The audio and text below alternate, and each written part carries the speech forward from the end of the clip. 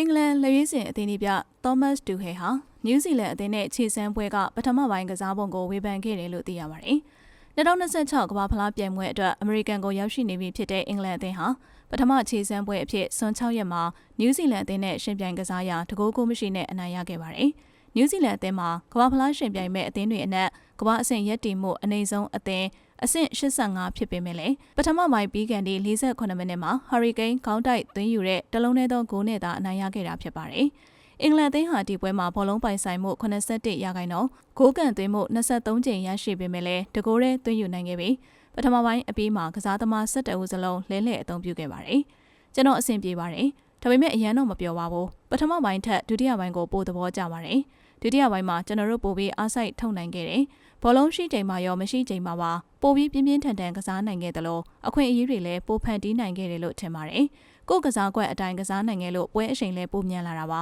။ပထမပိုင်းမှာတော့ကစားသမားတွေကနေရာမမှန်ပဲစိတ်ကြိုက်ကစားတဲ့ပုံစံမျိုးတော်တော်ဖြစ်သွားပါတယ်။အဲဒါကြောင့်ပဲကစားကွက်ကနှီးသွားပြီးတံပြန်ဖိအားပေးဖို့ခက်ခဲသွားတာပါ။ဘာဖြစ်လို့လဲဆိုတော့တိုက်စစ်စတင်တဲ့အချိန်မှာကျွန်တော်တို့လိုချင်တဲ့ပုံစံအတိုင်းနေရာမယူနိုင်ခဲ့လို့ပါ။အဲ့ဒါကဒီပွဲရဲ့အဓိကဇာတ်လမ်းပါပဲလို့တူဟဲကပြောကြားခဲ့ပါတယ်။